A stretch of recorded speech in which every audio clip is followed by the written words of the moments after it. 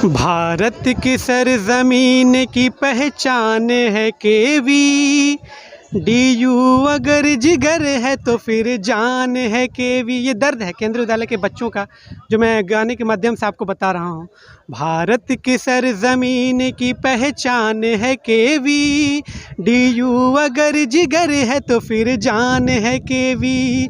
मैं कह रहा हूँ आपसे सुनिए नीतीश जी, इस पे भी जोर दीजिए, वरदान है केवी। नमस्कार, मैं कौशिक बक्सर के केंद्रीय विद्यालय में हूं। पूरे कैंपस को आप लोग देख लीजिए। ये केंद्रीय विद्यालय 2003 में बक्सर में स्थापित किया गया था। मैं एक बात और बता दूं आपको कि ये अपने खुद की ज़मीन में नहीं है, किराए के भवन में है।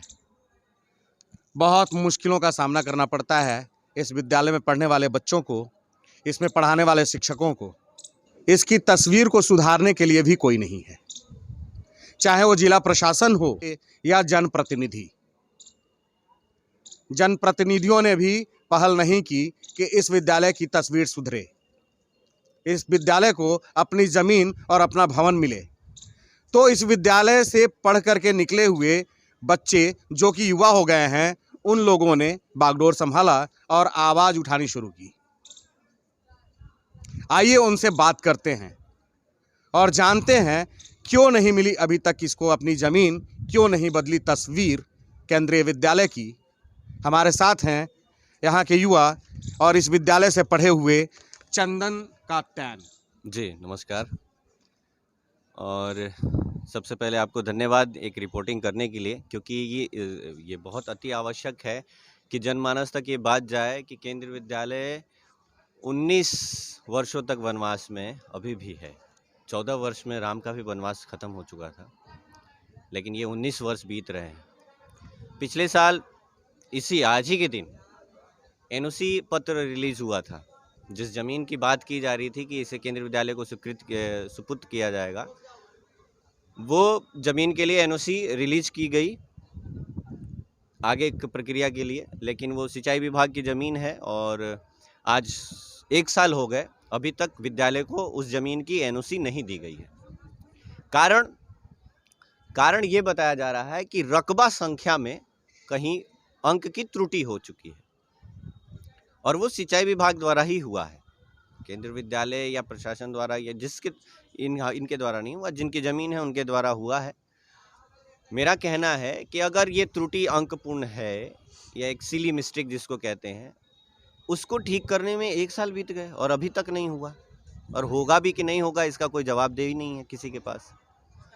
ये बड़ा प्रश्न है कि 18 वर्षों तक तो ज़मीन का पता नहीं था, और ज़मीन जब स्वीकृत हो गई है और लेने के लिए केंद्रीय विद्यालय दिल्ली और पटना रीजन और बक्सर तीनों तैयार हो गए हैं, तो अब उसकी एनओसी नहीं मिल रही है, और एनओसी जब तक नहीं मिलेगा भवन निर्माण होगा नहीं।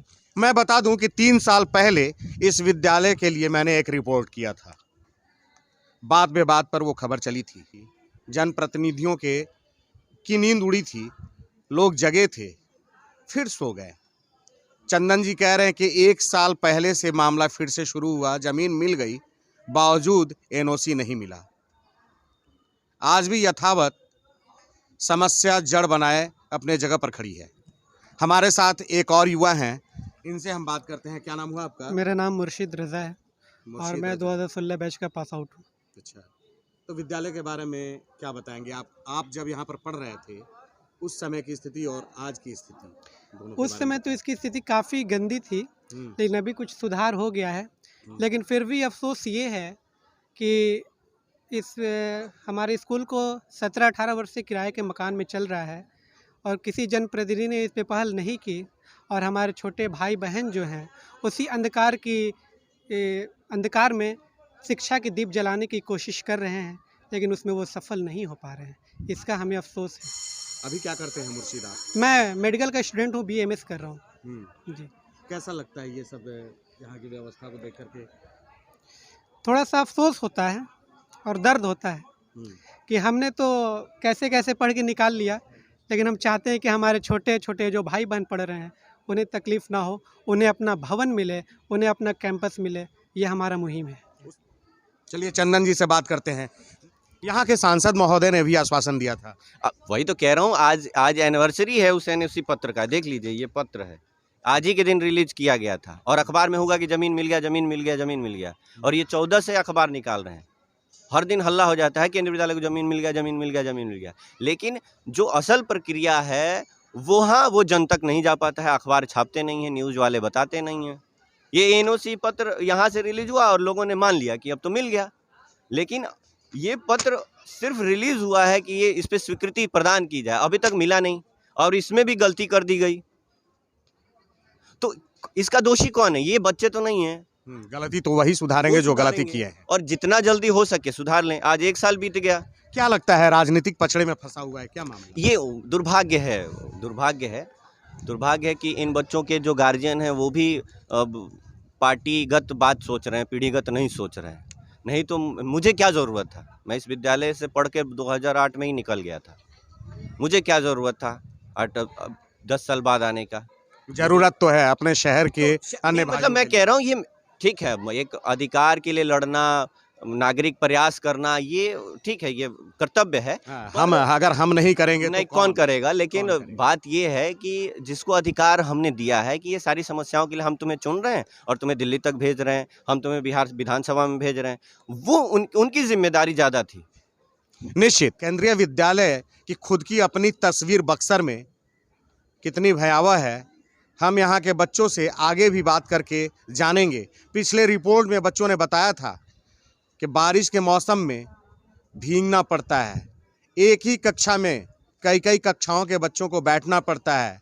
शिक्षकों से अगर जाने तो शिक्षक कहते हैं कि हमारे ऊपर भी बर्डन है, क्योंकि केंद्रीय विद्यालय में काम करने वाले लोगों के बच्चे भी केंद्रीय विद्यालय में ही पढ़ते हैं, तो उनके बच्चों को भी समस्याओं का सामना करना पड़ता है। और बक्सर के स्थानीय जो जनप्रतिनिधि हैं या प्रशासन है, उनके कान में जू तक नहीं रेंगता कि हाँ केंद्रीय विद्यालय के पास अदद जमीन हो, अपना खुद का भवन हो। चलिए आगे बढ़ते हैं, फिर मिलते हैं नए मुद्दे नए सरोकारों के साथ। तब तक मेरे चैनल को देखते रहिए, अच्छा लगे तो सब्सक्राइब कीजिए, लाइक कीजिए, अपना सुझाव देना नहीं भूलिए। नमस्कार।